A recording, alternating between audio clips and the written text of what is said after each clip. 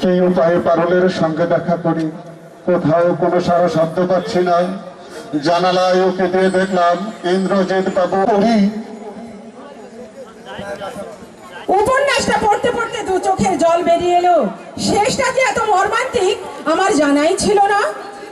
আরে উত্তম জি, তা কখন এলে? এই মাত্র। তা এতদিনে বুঝি তোমার প্রিয়সীর কথা মনে পড়লো? ও বাবা, গায়ে আবার চাদর জড়িয়ে এসেছো? বলি বর সেজে এসেছো বুঝি? কিন্তু পাত্র মশাই তোমাকে বিয়ে করবার জন্য কোণে তো আর হাপিত্তেশ করে বসে নেই। কি হলো, তুমি তুমি কথা বলছো না কেন? উত্তম, কি হয়েছে? পারুল, আবার মিষ্টি আসতে দেরি হয়েছে বলে ঘুষ দিচ্ছ?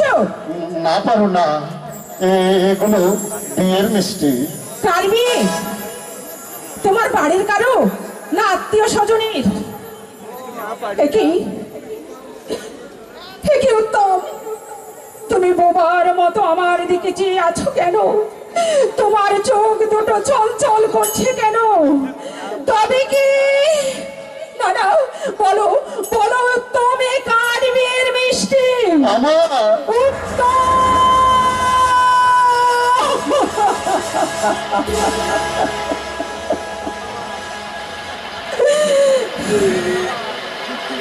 পারুল, মৃত্যুর আগে বাবা একজনকে কথা দিয়ে গিয়েছিলেন, বাড়িতে গিয়ে দেখে আশীর্বাদও শেষ হয়ে গেছে। তাই আমি বাধ্য হয়ে নিরুপায় হয়ে। হায় ভগবান, আমার কি সর্বনাশ করলে তুমি! আমি জানি পারু, আমি জানি আমাকে ভুলতে তোমার কষ্ট হবে। আমার স্মৃতির পাতা থেকে তোমার ছবি কোনো দিন মুছে যাবে না পারু। তবু তবু যে আজ কোনো উপায় নেই পারু। এই অসহায় উত্তমকে তুমি ক্ষমা করে দিও। তুমি তুমি অন্য কাউকে স্বামীত্ব বরণ করে নিও। আমি আমার চোখের জলে সারা জীবন ঈশ্বরের কাছে তোমার সুখে জীবন কামনা করব। দুঃখের কুয়াশায় যার জীবন ঢাকিয়া দিলে সুখের সূর্য সে আর কোনোদিন দেখতে পাবে না। জীবনটা আমার এখানেই শেষ হয়ে যাবে। পাপীর কাছ থেকে হয়তো আমাকে অনেক দূরে চলে যেতে হবে। গলি এনে পরে আমার দিকে সবাই আঙুলে দেখিয়ে হু হু করে হেসে বলবে, এই সেই অবৈধ সন্তানের মা। অবৈধ সন্তানের মা। আমি আমি যে আজ সন্তান সম্ভব, তোমারই রক্তের অংশীদার হয়ে জন্ম নিয়েছে আমার গর্বে এক নতুন অতিথি। চুপ করো পারু, তুমি চুপ করো। আমার চোখের সামনে পৃথিবীটা ঘুরপাক খাচ্ছে, পায়ের তলা থেকে মাটি সরে যাচ্ছে, আমি দিক বিদিক জ্ঞান হারিয়ে ফেলছি। উত্তম, না না, পাপের বোঝা মাথায় নিয়ে বেঁচে থাকা আমার পক্ষে সম্ভব নয় পারু, কিছুতেই সম্ভব নয়। আমি আত্মহত্যা করে। না,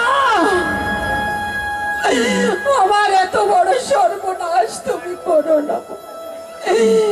পৃথিবীর যে কোনো জায়গায় তুমি জীবিত অবস্থায় থাকো না কেন, আমি যে তোমারই ধ্যানে আমি আমার এই জীবনটা কাটিয়ে দেব। উত্তম, আমি যে আমার ভালোবাসার চরম পাওনা পেয়েছি। উত্তম, সেই পাওনাই হবে আমার এই নারী জীবনের শেষ সম্বল। তুমি তুমি এখানে আর এক মুহূর্ত দেরি করো না। উত্তম, বাপি এসে পড়লে একটা অনর্থ হয়ে যাবে। আসতে দাও পারু, আসতে দাও। আমাকে আমার পাপের উপযুক্ত শাস্তি পেতে দাও। না গো না, দেবতার অমর্যাদা কি তার পূজারিনী সইতে পারে? পারে না গো, পারে না। যাও দেবতা, তুমি চলে যাও। শূন্য মন্দিরে বসে আমি সারাটি জীবন শুধু তোমার তপস্যা করব। উত্তম, পারু, যাও, তুমি চলে যাও। তবে তোমার কাছে আমার একটি অনুরোধ, আমি শেষ হয়ে যাই তাতে কোনো ক্ষতি নেই, কিন্তু যাকে তুমি অগ্নি নারায়ণ সাক্ষী রেখে বিয়ে করে ঘরে এনেছ তাকে তুমি সুখী করো উত্তম, তাকে তুমি সুখী করো। পারো তুমি কি পাশানি, পাশানি গো পাশানি, তাই তো এত বড় আঘাত বুকে চেপে রেখে তোমাকে হাসি মুখে বিদায় করে দিচ্ছি। যাও দেবতা, তুমি চলে যাও। পাপি এসে পড়লে যে একটা বিপদ হয়ে যাবে উত্তম।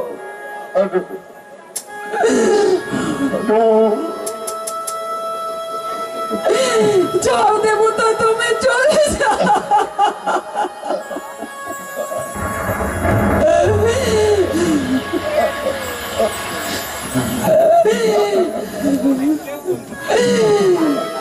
দাঁড়াও উত্তম,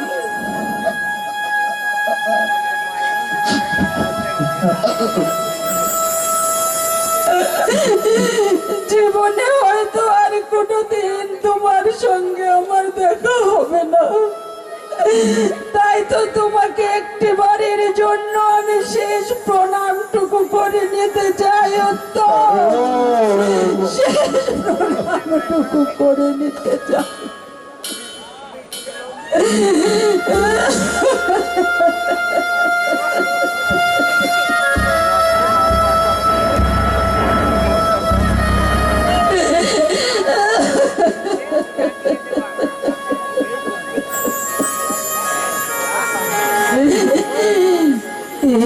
একটি মনের দাম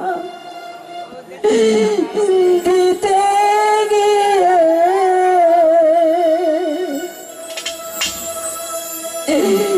জীবন চলার পথটি হারিয়ে কি আমি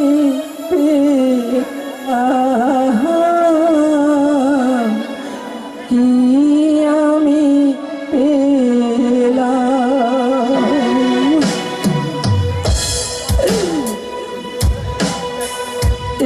একটি মোহনের দাম দিতে গিয়ে জীবন চলার পথটি হারিয়ে কি আমি পেলাম, কি আমি পেলাম।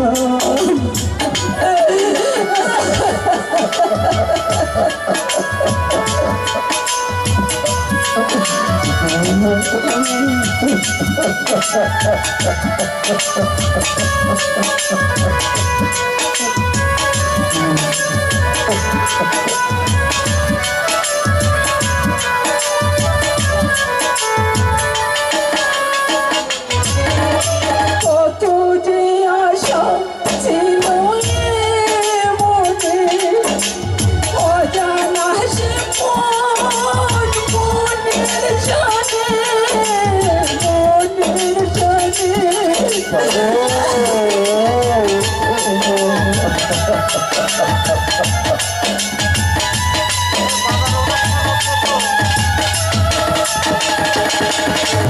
কত যে আশা ছিল এ মনে, অজানা সে মন মনের সাথে, মনের সাথে আশায় আশায় কেন হারালাম।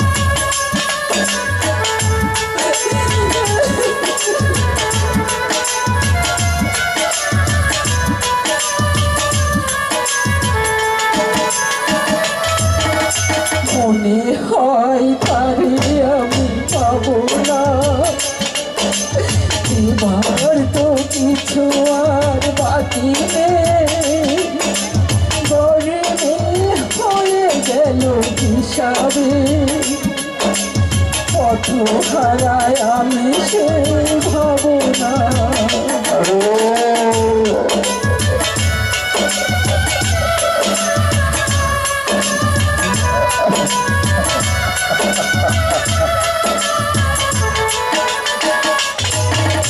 মনে হয় তারে আমি পাবো না, এবার তো কিছু আর বাকি নেই, গলে হয়ে গেল হিসাবে, পথ হারায় আমি সেই ভাবনা। কত যে ভেবে চলেছি পথে, অজানা সে মন মনের সাথে, মনের সাথে।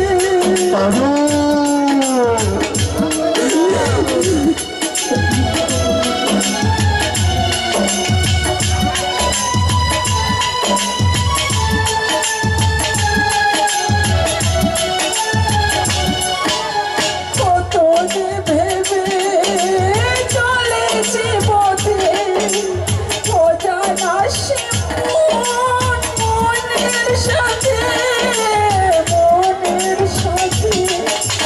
মায়ায় মায়ায় কেন জড়ালা, কি আমি পেলাম, কি মোহনের দাম দিতে গিয়ে জীবন চলার পথে হারিয়ে, কি আমি পেলাম, কি আমি পেলাম,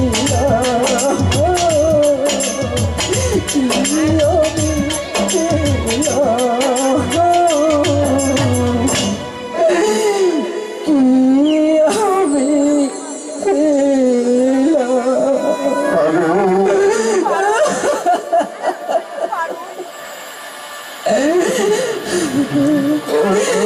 যাও দেবতা, তুমি চলে যাও, তোমার মর্যাদা যে আমি কিছুতেই সইতে পারবো না দেবতা। যাও, তুমি চলে যাও, নইলে বাপি এসে পড়লে যে একটা মোহনার্থ হয়ে যাবে। আজ আমি তোমার জীবনের যে চরম সর্বনাশ করে গেলাম, তার কোনো ক্ষমা নেই, ক্ষমা থাকতে পারে না। তুমি তুমি এই অসহায় উত্তমকে সারা জীবন ধরে অভিশাপ দিও, তুমি আমাকে সারা জীবন ধরে অভিশাপ দিও, অভিশাপ দিও।